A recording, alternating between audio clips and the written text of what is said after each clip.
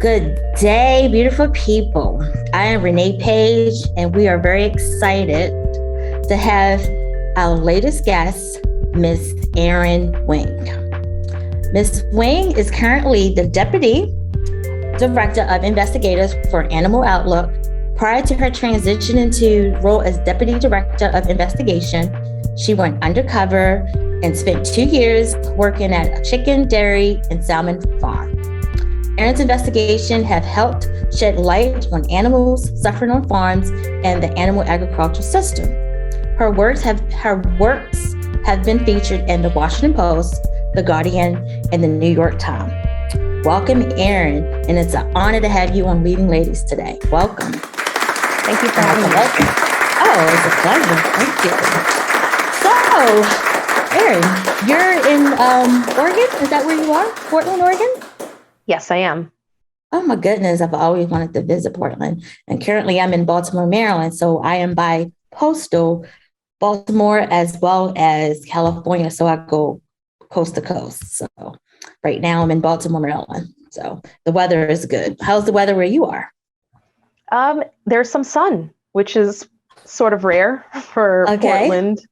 Yeah, okay. So it's nice. I have a feeling it's going to go away at some point today, but I'm fine with that. I live with it. I actually moved here from Florida, where I lived for about 10 years.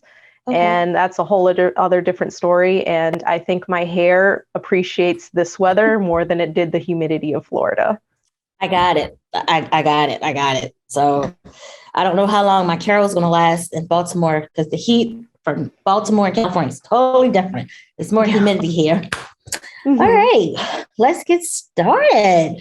So we're going to start with some rapid fire questions to get us going and moving. Okay, you ready? Yes. Yes, good. Okay. What's your go-to thing for self-care?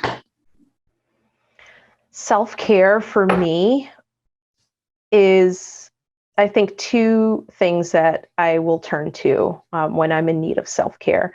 I will probably do breathing exercises, meditate, which is something I thought that I would never do, that I didn't think that would be for me, but I gave it a try a couple of years ago, and I did a whole meditation retreat that was offered for animal advocates, because we are exposed to a lot of animal suffering in the work that we do to advocate for animals. So usually there are some retreats that are offered for us in our line of work to sort of decompress from the work that we do. So one of those retreats is a meditation retreat. I ended up attending that virtually, and it actually worked pretty well for me. So I do that now. I try to insert that into my daily routine. It's easier said than done, but I try to do it. And then the other thing I do is my form of therapy, self-care, is going to my local farm sanctuary to volunteer there and take care of the farmed animals there. So cows, chickens, goats, turkeys, etc. Okay. So actually, that leads me to one of my questions, rapid response. What's your favorite animal? Favorite animal would have to be probably cows. You know, when I was younger, I said, I like the cool animals like wolves, lions. Yeah. I would have said a wolf when I was younger, but now that I've actually gotten to interact with cows, I would say cows are my favorite animal. Really? So would you say that was one animal that, because I know that you worked on different farms, that you could relate to is the cow?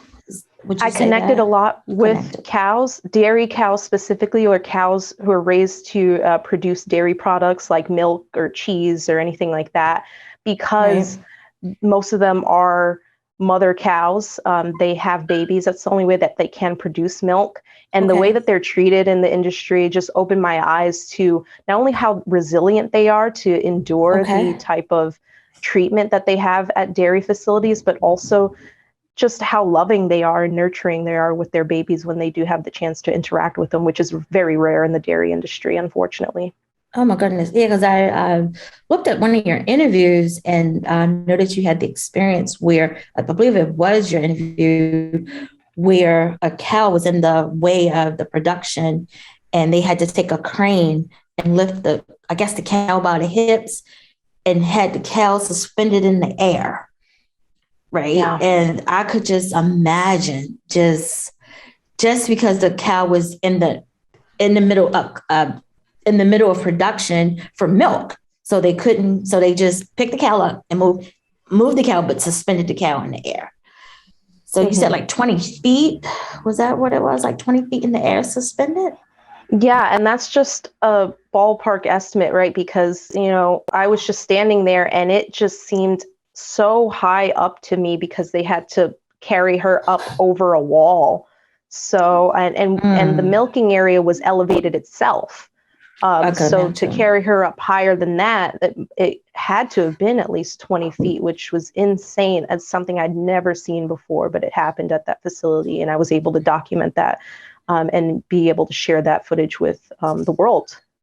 Wow. Yeah, because I know that at 25 years of age, you started doing your undercover investigation. So for a 25-year-old to experience that, I know that probably was very traumatic. Yeah, definitely. It's something I still think about. And, sometimes the images still come up for me.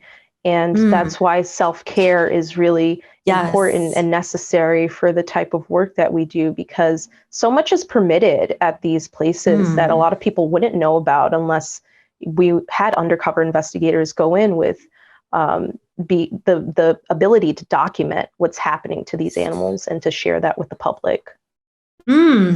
So pretty much, because that was later on in the interview, but pretty much meditation and volunteering at the sanctuary is how you cope with all this. Is that correct? Yes. Mm-hmm. Wow. Oh my goodness. So I'm just learning, to be honest with you, because all our leading ladies, that's the one thing that they speak about for self-care is meditating. And I used to do it wrong. Let me tell you, because I work at night. So I would try to meditate for 15 minutes. And next thing you know, I'm asleep and the alarm clock is going off. So I'm just starting to learn this about your breathing, because I work as a nurse, and just the mundane of doing the same thing. Well, not really the same thing, but taking care of patients and giving of myself, such as you with the animals, working 12 hours, sometimes 16 hours is long. So before I go in, I sit in my car for like 10 minutes and I just breathe and just focus. And that helps calm me, and it prepares me to go in to deal with whatever I have that night. So meditation. Yeah. And thank you for the work that you do. Nursing is really hard. And especially in recent years, I mean, more power to you for the work that you do, because I can't imagine doing that. Well, actually, Erin, learning about your story, to be honest with you, and we'll talk about that, I cannot hold a candle to what you're doing. Like the work, like you've opened my eyes to a lot of things as far as with animals, and hearing your story and hearing about Rex. That was a family pet of yours, and going through that. And I know as a kid, to have a pet that you're attached to, and then to come home and that pet is gone and you don't know what happened, that's a traumatic experience in itself, especially for a kid. So I could just imagine, right? Okay, oh my goodness, so what's your favorite purchase under $100 in the past year, 2021? What's your favorite purchase under $100? Favorite purchase under $100?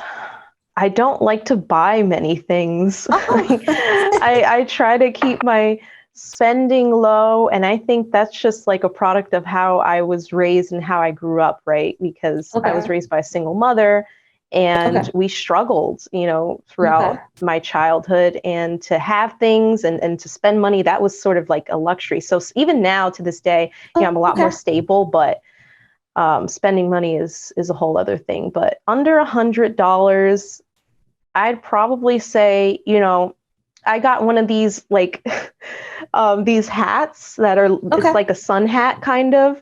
But when I saw it in the store and I was looking at it, my partner was with me at the time, and then she said, why don't you get it? And I said, I don't know, because I don't know if it's my style. I don't know if it's gonna, fit my vibe. I don't know if I could pull it off. And then she just Okay. said, you should get it and Okay. just not worry about it. So I ended up buying it, and then, it made me feel good because it's something like that's kind of trivial in the whole, scheme of things. But for me, it gave me a little bit more self-esteem to just like go for it and then not worry about splurging for myself too. So I think it Okay. had a little bit of both for me. And yeah, it's just a hat, So, fashionable hat. so because of your upbringing, like sometimes with me, being a single mom, did you or do you feel guilty sometimes of spending money?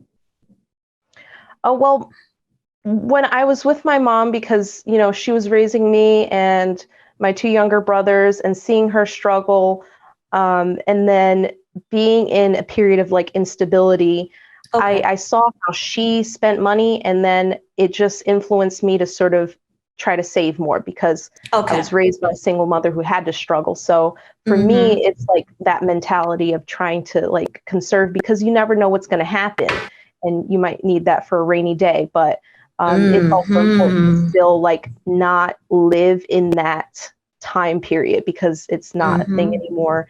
And that's something like also meditation helps you to like process through that Mm-hmm. and to let go of the past. Yeah. Well, because I know growing up, I remember one Thanksgiving, my mom was a single mom, and for Thanksgiving, we had, this is no joke, we had hot dogs and hash browns. We had some Kool-Aid, and she had to take a little bit of sherry to sweeten it up. And she said, but you should be thankful for this. You won't go to bed hungry. So I know. So Mm-hmm. being raised by a single mother and as well as being a single mom, but I never wanted my kids to experience that. So I made sure I worked hard to make sure that on Thanksgiving, they could have a better Thanksgiving than I had. But like mom said, I never went to bed hungry. So that Mm-hmm. was, I can relate. All right. So this is another question. What's the first thing you do in the morning after checking your phone? I will feed the cats. Okay.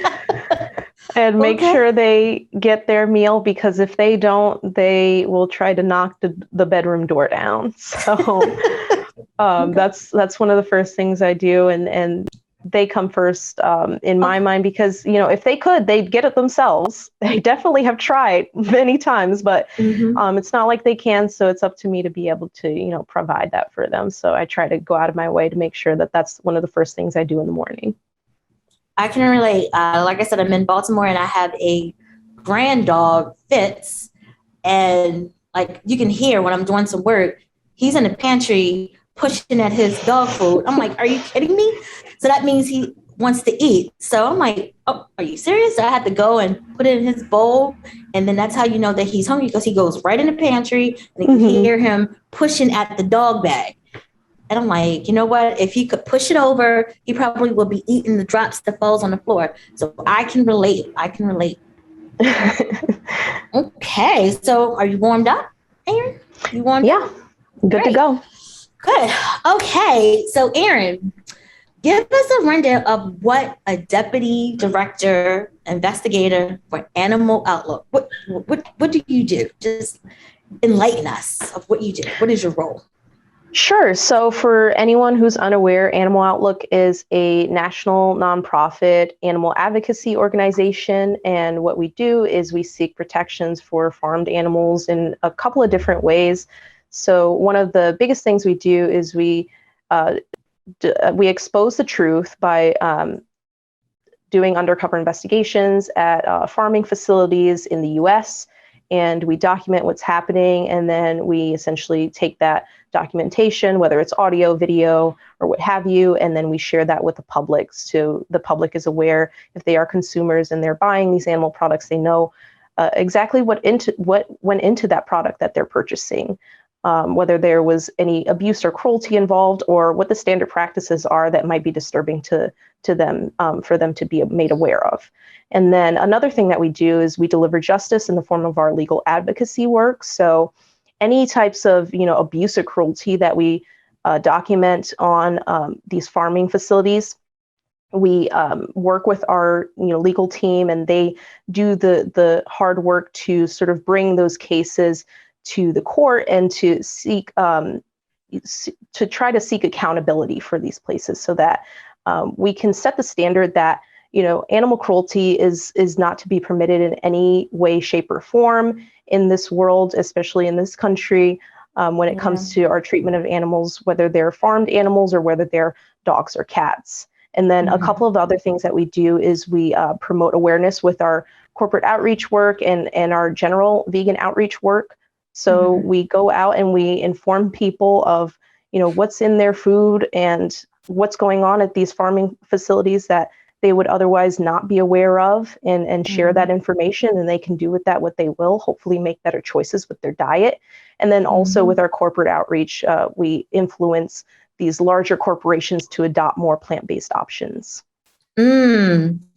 So actually, that's going to lead me to one of my other questions.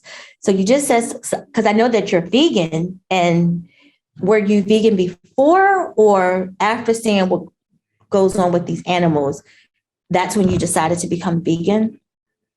So it was after the work that I did. Well, it was during, I would say. So before, I was vegetarian, and I had, sort of an idea of what was going on at these places, but I didn't know until I became an undercover investigator. And that was, the day that I became an undercover investigator, that was the day that I became vegan. And one of the sort of things that we try to emphasize is that for Animal Outlook, if we're doing work to help farmed animals, we abstain from eating them. So that's one of the things that we do if we're an undercover investigator or anyone who's working with the organization. So essentially, and it was my decision as well. Once I started doing undercover investigations, it was like, okay, well, I can't really advocate for these animals while also consuming them. So that was, when I decided to abstain from that. And then I went on to do undercover investigations for 2 years, and then to circle back to your original question of what a deputy director of investigations does with Animal Outlook. So after I retired from 2 years of doing undercover investigations, now I'm in a position where I can advise people who are in the field that I used to be in. So any undercover investigators who are conducting investigations on behalf of Animal Outlook, I'm assisting them as much as I can with the work that they do, which is really hard work, but totally necessary. Wow. So would you say that one way of advocating, such as myself, one way of advocating for animals is to become vegan? Would you say that was one way for someone to become an advocate? Just Definitely. becoming vegan. Okay. Yeah, and that's a huge step in the right direction. And for me, it was a way of aligning with my morals and my values in life. So I would see, documentaries where farmed animals were suffering on these farms, and then I would see the undercover investigations footage, and I would think, that is so horrible. What can I do? And it's as easy as, not supporting those industries. And it was really strange for me. I felt really bad, when I was younger, a teenager, and I would watch those documentaries, and then I'd go and turn around and eat, a plate of chicken or something like that. And then I'd feel bad, and I just feel like, oh, why am I doing this when I just watched that and I felt bad about it? So it's just a way of sort of aligning your values, and then sitting down and not feeling guilty about what you eat, right? For once, being able to sit down and say, hey, my meal did not come with, a side of suffering or something like that. It's 100% guilt-free, and it's nutritious, delicious. And I'm thankful to be able to say that I am one of those people who are, doing the vegan thing. And actually, I'm enlightened, and I know after I learned about your story, I started going more plant-based. My favorite, what used to be salmon, but after learning you worked on what was it, a chicken, dairy, and salmon farm, it's like, oh my goodness. And understanding your story, and it's like, you know what? that's one way I can advocate for animals is not to eat them because I don't know. So, and then to be honest with you, I feel much better because I know I suffer from like arthritis. And when I started consuming less meat, I noticed that my inflammation in my knees have decreased with that. Wow. So it is a health benefit when plant-based. Mm-hmm. And I know that being in Los Angeles, every time you turn around, there's a vegan restaurant that's opening. And it's Mm-hmm. a lot more choices, especially going into the summertime. So I'm excited about that because I know my favorite is spaghetti with the meatballs. I have tried Mm-hmm. that and did not even know, couldn't even tell, and it was still delicious. And I was looking for Yeah. seconds. So I am aware and very appreciative of it because I didn't know. So, Mm-hmm. but thank you for sharing that. What's my next question? Now, is there a lot of women in your field? Would you say? Is there a lot of women? There actually, historically, there haven't been, Okay. which is something that, I can definitely see the reasons why. And mostly in the animal rights movement, animal advocacy movement, when it comes to farm sanctuaries and places that nurture the farmed animals after they're either rescued from facilities or they escape farming facilities and they're housed at these sanctuaries where they can live their lives naturally. Those are normally run by women because they're the caretakers, the nurturers, Mm-hmm. etc. And then usually you'd have investigations work be a male dominated field where you Okay. see a lot of men doing, the hard, heavy work of Yeah. working on the farms, documenting what's happening, and then, doing the undercover thing. So Mm-hmm. it's definitely something where you see less women, but I think it goes to show that women are capable of anything and even the Yes. greatest feats. So Oh my I'm goodness. I'm living proof of that, I think. So, what advice would you give the little girl that um, the next gen of the little girl that's coming behind you? Her passion is animal rights advocate. What advice would you give her to going forward to work in her passion, to support her passion, to live her passion? What advice would you give? I mean, it depends on who the little girl is Mm-hmm. and where she would be most effective. I think that's one of the Okay. things that we have to consider because I think a lot of us want to go in and be the hero, right? Okay. But it takes a lot to recognize where your strengths are and apply them Okay. to that specific field. So there are a ton of uh, many important positions within Okay. animal advocacy and within the movement where you can be effective and you don't have to go into a farming facility and go undercover and do that hard work, and you're still valid in your contribution to the movement. There are people who do corporate outreach, there are people who do the legal work, and that in and of itself is difficult as well. So I would say that she would have to like find her niche. She could do, Okay. the grassroots work too. That works. Getting the word out to the public and doing canvassing, all of that. That's important too. Doing the protests even, Okay. because that gets people to listen and see what the truth is about what these animals go through. So I would say if she's like me and she was one of those little girls who was running out in thunderstorms trying to save stray kittens in the neighborhood, and one time I did that in the suburbs in New Jersey. There was a thunderstorm. I ran out, and there were these neighborhood stray kittens who were trapped in this bucket, and it was filling up with water. And I ended up, running out and getting them.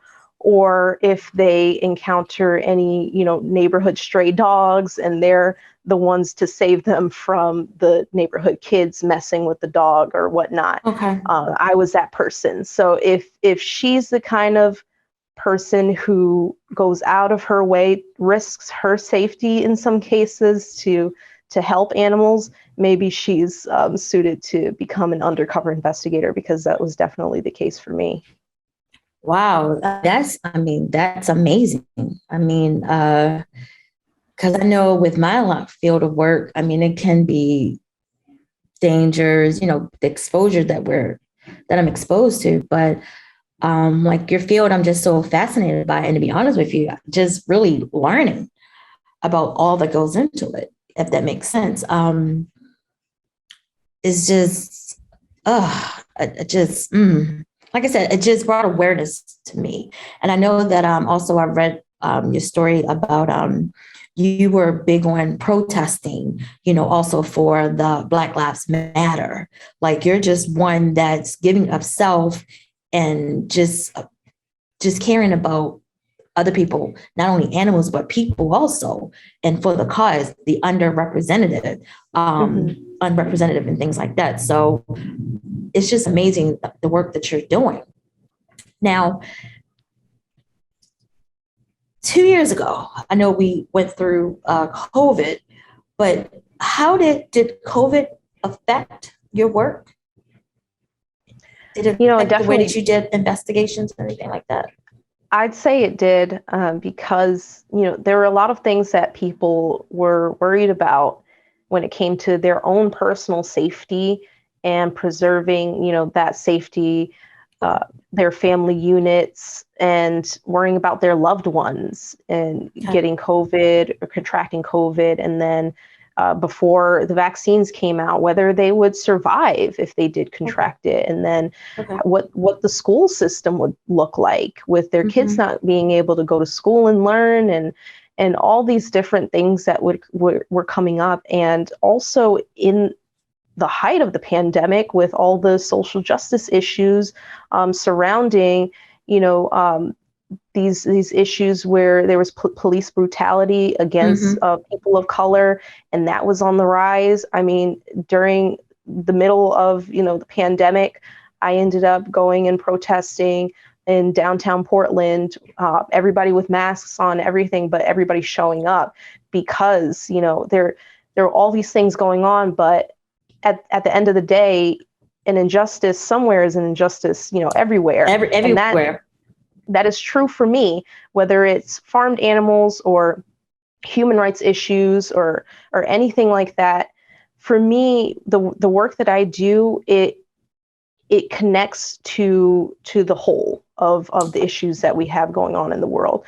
And for me, when it comes to farmed animal advocacy, I was still headfirst in that, and still able to engage with other movements and other issues that were ongoing during the pandemic, because that is what matters to me. And that's why I do the work that I do, because I think animal rights issues, animal advocacy issues, the way that we treat these animals who don't share the same language as us, that we don't really understand in many ways, but we treat in many ways in cruel manners in different settings when it comes to farms or anything like that. I think that's cause for concern, because this animal agriculture industry thing that we expose a lot of cruelty or abuse in, or standard practices that are disturbing to people, it connects to many other different things. It's an environmental issue. It can be a human rights issue. It can be a human health issue. It can be an animal rights issue too. And it could be a workers' rights issue. So it's an everything issue to me. And that's why I hone in on that, because I understand how it ripples out, the way that we treat these animals who can't speak for themselves, who can only vocalize their pain, and the way that we treat them really, has a ripple effect to how we treat other people. And it ripples over to how we treat human beings as well. Yeah. So pretty much now, because I know that you have certain procedures of how the investigators go out and do the investigation. So with the COVID, was your work kind of put not on hold, but not as many cases were coming up because of the COVID? Because I know, and where I'm going at with this is when we had the pandemic, more people were stuck in the house. So people weren't coming out. People were staying in the house more. So as far as going to the farms and investigating and doing your investigation in person, was that effective? As far as with your field people going in and doing their investigation? Yeah, well, what I'll say to that is that Animal Outlook has never stopped trying to expose the truth at these facilities and documenting what's going on for these farmed animals, especially during the pandemic, because that was also a time where the farm facilities were not able to send a lot of animals to slaughter. So if you can't send animals to slaughter because these slaughterhouses are closing down, because also the workers were contracting COVID because they were standing shoulder to shoulder. So many cases of slaughterhouse workers contracting COVID, and then we don't hear about them after that. We just know the numbers that they contracted COVID. We don't know if they lived or died. And I think that says a lot about the animal agriculture industry, that they were willing to put people in harm's way like that just to produce animal products when there are alternatives out there that, you know, people could be eating instead. But, you know, I'll say in the words of one of the slaughterhouse workers that said, you know, something along the lines of, you know, quote unquote, is this worth, like, is a piece of chicken worth this? Like, is it, does my life not have value over, you know, someone's, you know, sense of taste is how I'm interpreting what they're saying. So knowing that that was going on with the slaughterhouse closures, then you look at how these farm facilities are going to deal with all these animals that are backed up, right? So what they ended up doing, in many cases, they ended up mass killing these animals in a form of killing them called ventilation shutdown, which was shutting down all the air and then pumping in carbon dioxide or CO2 and then heating them up in these barns until they would, you know, just die by, you know, the thousands, millions. And it's really horrific what they ended up doing with these animals. But, you know, that's one of the things that were going on at the time that we were wanting to, you know, help expose. And what we ended up being able to do is our recent investigation release was actually an expose of ventilation shutdown testing that was done at North Carolina State University, where we got about like 10 hours worth of footage where researchers were testing ventilation shutdown on individual chickens by putting them in boxes that were sealed up. And they were just watching and observing how the effects of ventilation shutdown were slowly, you know, killing these birds. And the footage is really disturbing. And it just gives an idea of what that was like for all of those animals during the pandemic, and how it is for a lot of birds that are being killed using ventilation shutdown to this day because of the recent avian flu epidemic that's spreading throughout many of the farms now. So that's something that, you know, if anyone's interested in learning more about that, that's on our website at animaloutlook.org. Oh my goodness.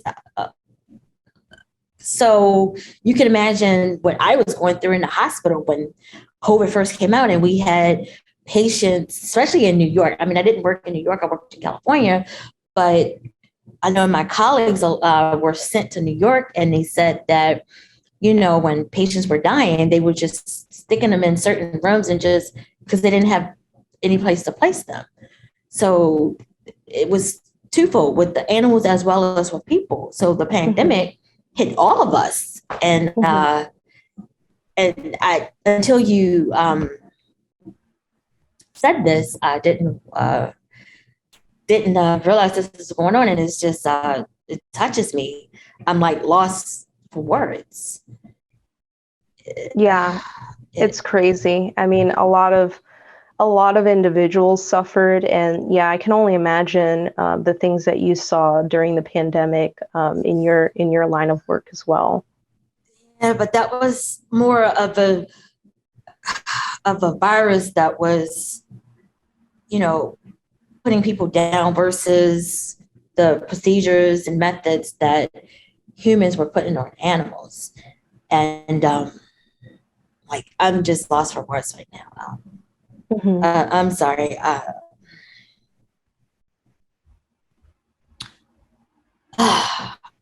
Oh goodness.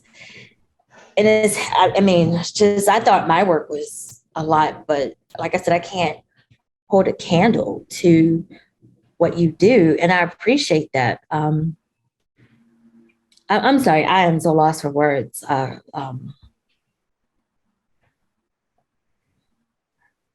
Because I know when I heard about the cow, that kind of bothered me at that point. Just Mm-hmm. and I know that you had made a comment in reference to your dad, and the comment was that you wanted your dad not to think that animals were beneath humans, that they should be treated less than. Are you able to just talk about, just to talk about that? I'm sorry, I'm just lost for words with just That's hearing okay. that. Yeah. I mean, it's really, if you're not aware of it, it can be really shocking to know and to discover that information. But it's something that, that's what we do, the work that we do. That's why it's so important, so that people are made aware. So they know that what they're potentially contributing to if they're purchasing animal products like that, and contributing to an industry that is sort of very callous in many different ways towards the animals that they keep at the facilities, and then later process into these animal products. So yeah, I can definitely understand where you're coming from. To this day, I still see a lot of footage, and it still strikes a chord in me, and it hits me in my heart, for sure.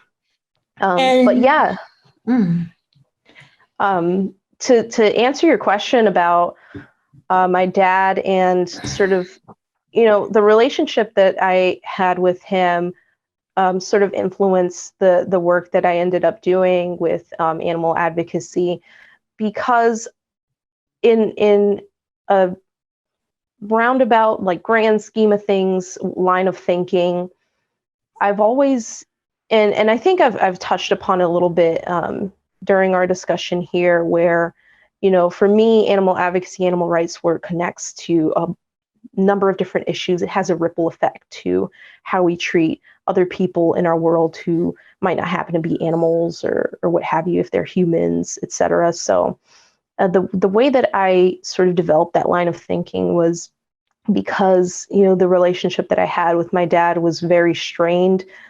He was very aggressive and violent, and he was the source of a lot of domestic violence situations that I experienced growing up in the household.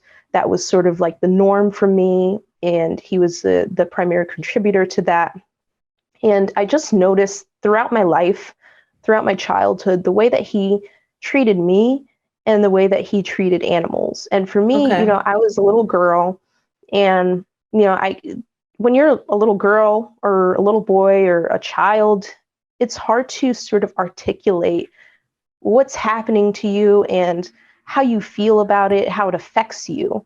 And without being able to verbalize that, it can be easy for children to be exposed to harm by other people who are in positions of power, who have the ability to do that to them, and to get away with it in some ways, because they don't face any retribution or accountability or anything like that. So that was something I experienced at the hands of my close family member.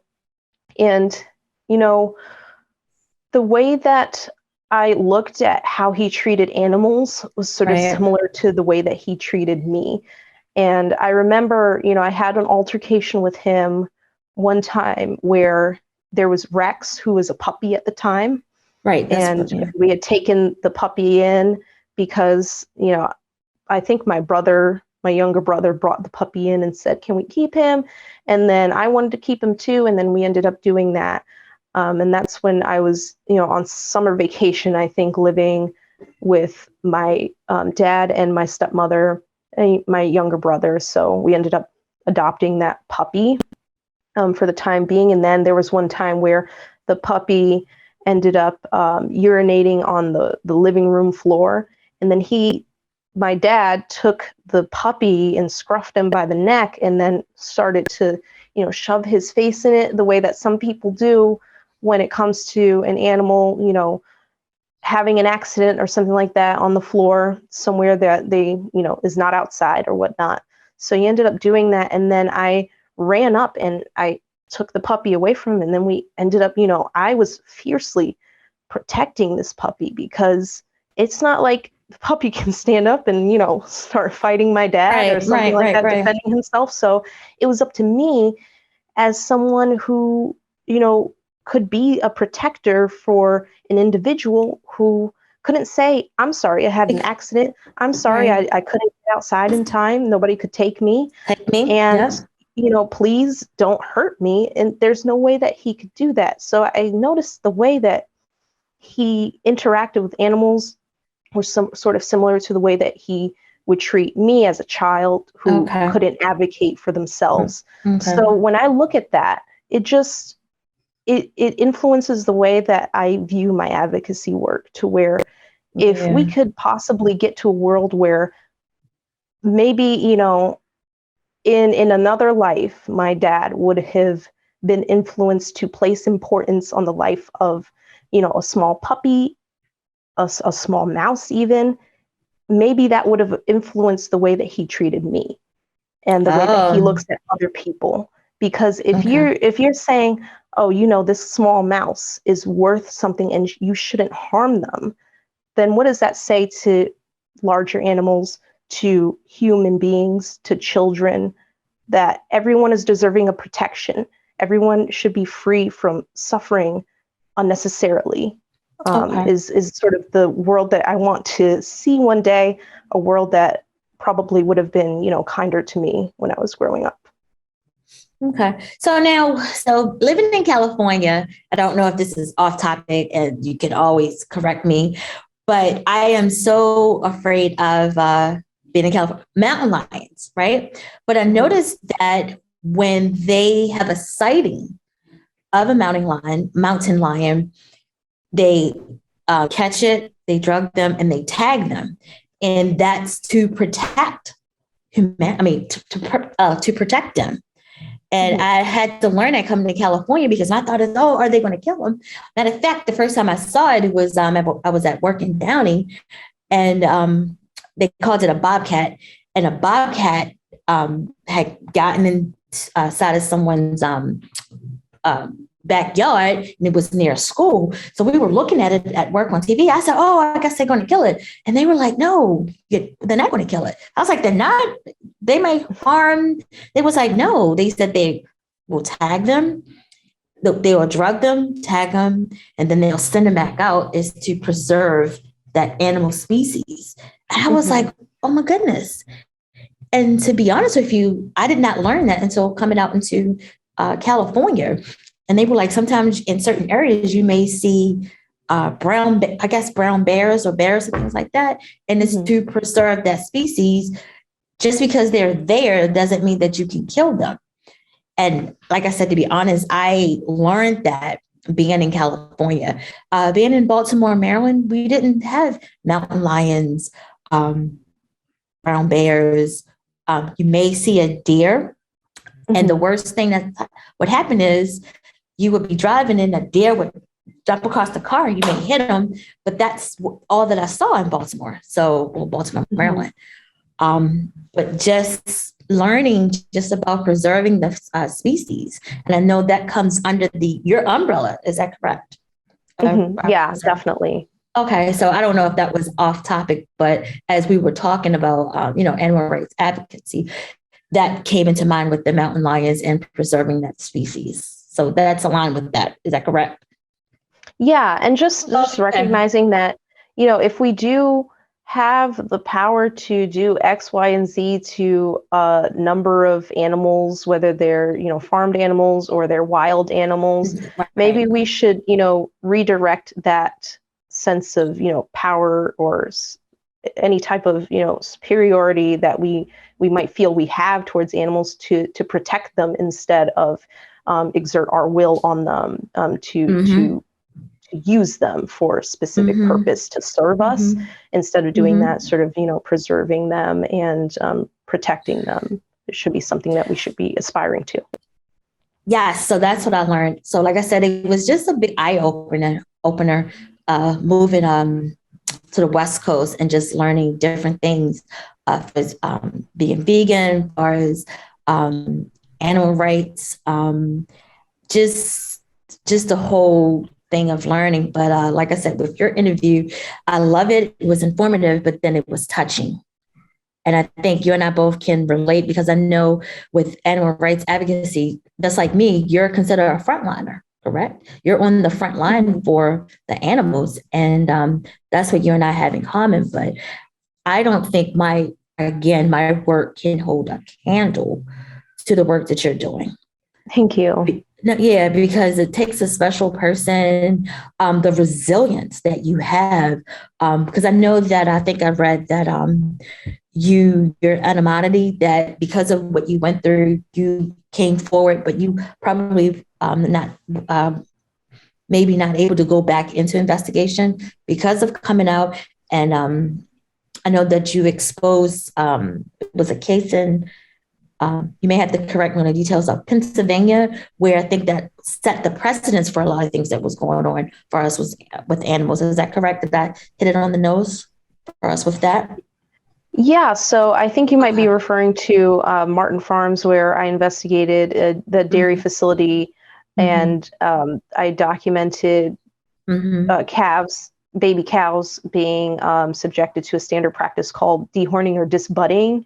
And that's the case of, pressing the hot iron into their skulls to burn away the horn tissue, and them doing that there without any anesthesia at that. But that's like a normal farm practice that's done at, 90% farms, probably more than that, where they're doing that standard practice of dehorning or disbudding the young calves. And in some cases, they feel every minute of the burning sensation and then them chipping away at their horn tissue. And the fact that, we were able to take that case to the court, and then for there to be sort of accountability laid down towards Martin Farms to basically say that, the fact that this standard practice of burning away the horn tissue of young calves is a thing is sort of, it can be considered cruelty as well, especially the way that they did that there at Martin Farms. So that was groundbreaking in and of itself, because it's not often that you have sort of validation of knowing that, something that looks wrong is probably wrong and we shouldn't do it. Yes. And you can imagine in the healthcare field, it's the same thing. If something looks wrong, and they always say, speak up. And it's a no blame culture. And it's like, if you see something, speak up. And you're not going to be punished, but maybe a person doesn't know that this is a correct way of doing it, was going against procedures, or procedures need to be put into place to protect our patients. Because the thing is, I know, and this probably happens in your field, that the workers that work in these farms, they probably have become numb to the way that things are happening. Because if you're doing the same thing over and over and over, I'm imagining you probably become numb to what's going on. Yeah. I'm just imagining, and it's like, as soon as this is brought to your awareness, it's like, oh, okay, well, this is the way that we were doing things. This is just, I come to work, and this is the way that we've been doing it. And I didn't realize that was an issue, but you were inflicting pain. So, yeah, that happens a lot in the animal agriculture system. And that's something that we try to call attention to in the work that we do at Animal Outlook, and especially through our investigations work, because undercover investigators, once you're there at these facilities, you're interacting with the workers who might have been, in that line of work for, 5+ years, 10+ years in some cases. They're seeing these animals every single day. And, it's different from a high class or executive in corporate, when it comes to, I don't know, the big name corporations that are producing animal products, that they go there and they visit and they get their shoes dirty a little bit, and then they see, everything checks out to me, and then they go back to, their life.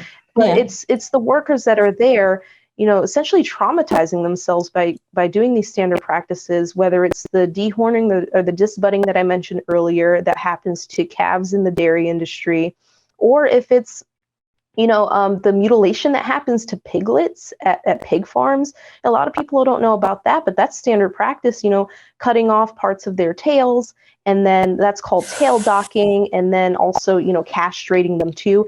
And that is done without any anesthesia, and that's normal. And these are, Wow. day old piglets in some cases. And you have workers that are doing this like clockwork, like, okay, here's one piglet, do that, done, other piglet. And they are screaming the entire time because they feel every ounce of that pain. So if you're a worker who's doing that for like 5+ years, eventually you tune it out, right? But then where's the line Yeah. drawn? If you're Yeah. causing pain to animals, that's your standard practice in your industry, where it's normal and it's considered the norm to cause pain to baby animals or larger animals on a daily basis. Ooh. Then where do you draw the line between that and cruelty? Because you're causing pain to the animals anyway, and that's standard practice. So what is the difference for a worker to commit cruelty towards an animal? I mean, to me, it's sort of the waters get murky and they get Murky. muddled Yeah. in many ways when it comes to the way that the animal agriculture system operates. It's flawed from the get-go, and it's apparent when it comes to the standard practices. Even it's ingrained in the culture to cause pain to the animals, and that affects the workers too, because eventually they get numb to hearing those screams. And where's the line when it comes to standard practices and cruelty? That's my question. Ugh. Like I said, I mean, Erin, I'm little, but with this topic, like I said, it's very deep. And again, you may have seen on other interviews, but this is just very deep. And again, it's educational, it's informative, and it just opens my eyes to a lot of things. So,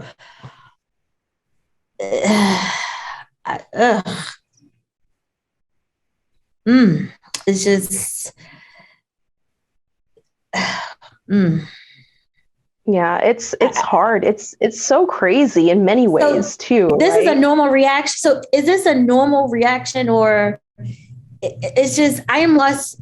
I can honestly say I am lost for words. Yeah, I mean, it's pretty normal. And the thing that I always like to point out is that these are things that happen every single day at many, many different facilities within the US at least, not counting the international, food production systems in other countries. But just here in the US, there are so many different farms, right? And all of these things are happening every single day. And, you're at whatever age, you probably don't want to share. Many people don't. Can. I'm old. I'm old. And you're just now finding out about these things when you've been eating your entire life. Yeah. Yes. And it's mind-boggling because, we sort of are participants in this system, and yet we're not, as consumers, a lot of these people as consumers, they're not allowed to know what goes on at these facilities. And why? It's not because we're preventing people from knowing. As animal advocacy organizations like Animal Outlook, for instance, we're doing the work to get that information and to share it with people. Who's preventing people from knowing about that stuff? It's the animal agriculture industry, because obviously if you find out about this, you have this reaction, which is very normal. It's a normal reaction to have. So I can totally understand where you're coming from. Because I'm lost for words. Now, this may be a silly question and there's no need to be polite, but when you find these things, these farms can be shut down, correct? They can be shut down and made to pay a fine. Is that correct? Or is that part of the process? That would be ideal, right? Because that would be the logical conclusion to this, is that a lot of these places that we document cruelty at, or we document standard practices that are really painful towards the animals and almost torturous in some cases, that they're committing towards the animals, that these places would be shut down. That's usually not the case. It's actually kind of rare for these places to get shut down, because it's either they keep running and a lot of people keep making money and a lot of food keeps getting produced, or they get shut down and then they lose out on profit. So So profit is a driving factor when it comes to animal food product production. Okay. And, I did 4 different investigations. Only one of the facilities was closed down in a way.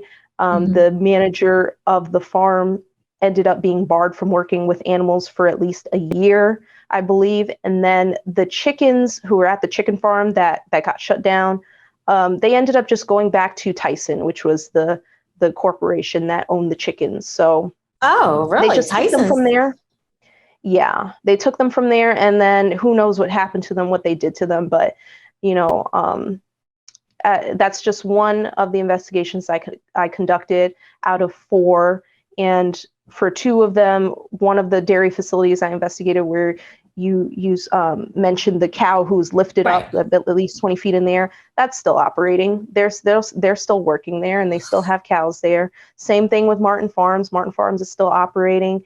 And then the salmon facility that I investigated, where I documented workers slamming fish against the sides of tanks who were alive and throwing them all over the place, that's still operating too. So it just goes to show that, there's a huge issue when it comes to the protections that farmed animals are given.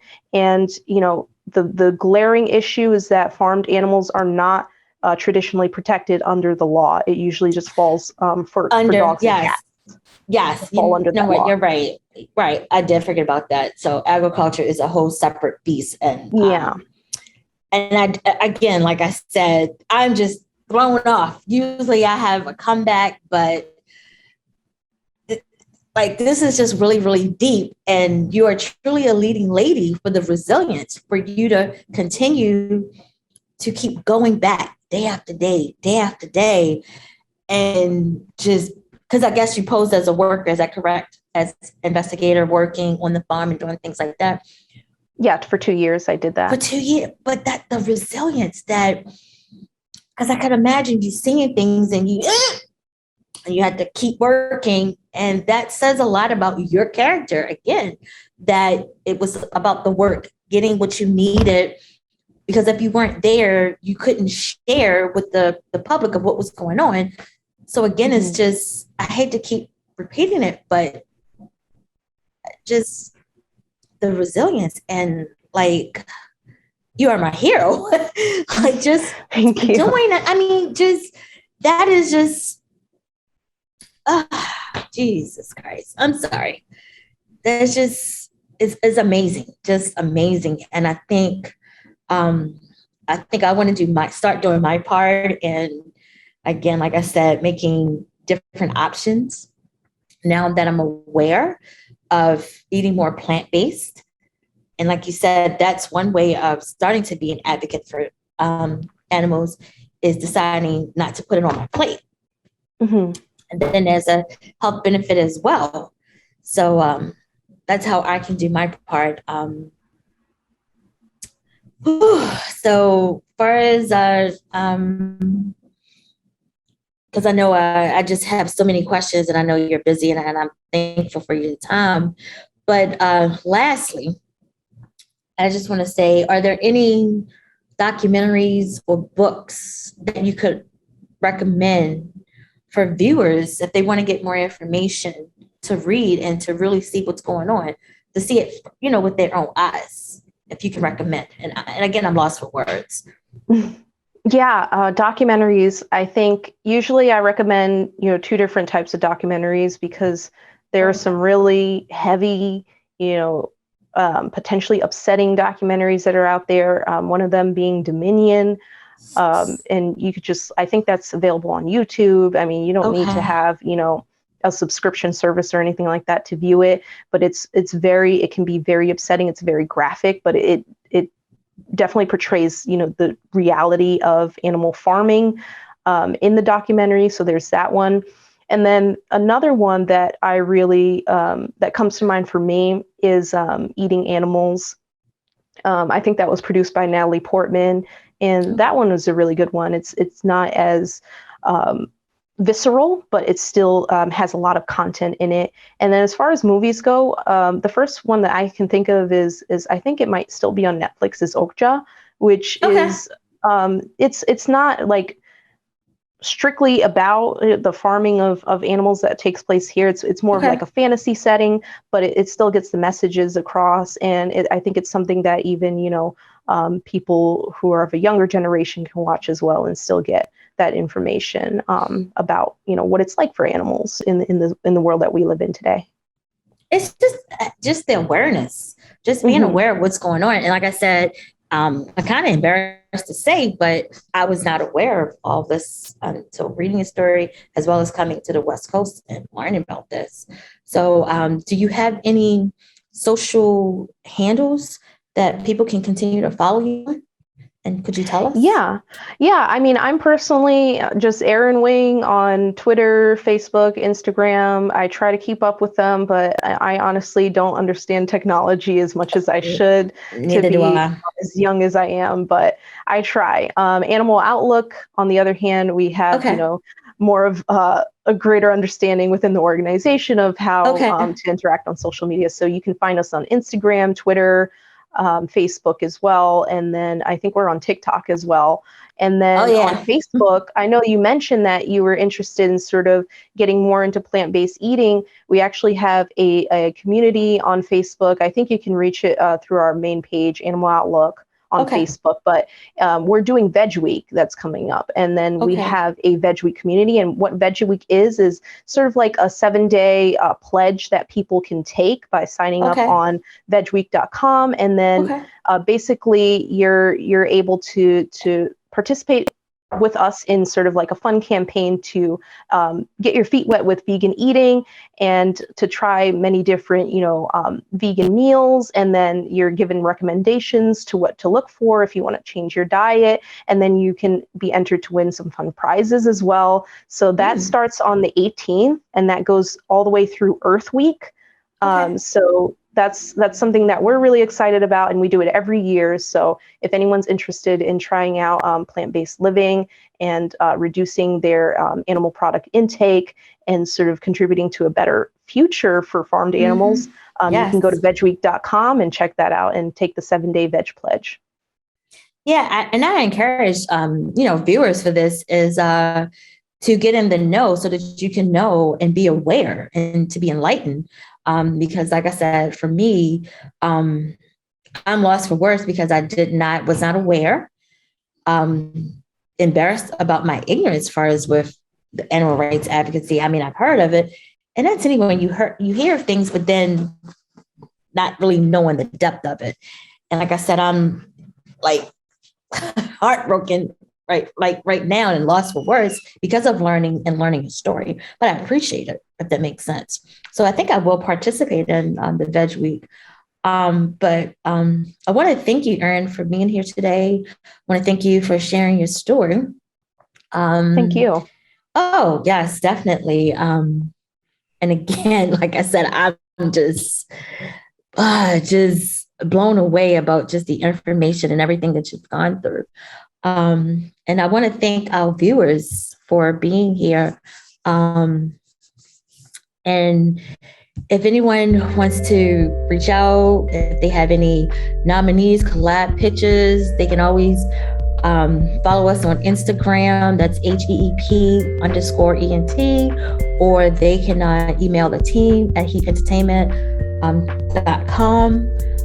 They can follow me, RL Paige, on Instagram, and then Erin gave out her handles. And I encourage people to be in the know and just to learn more about animal rights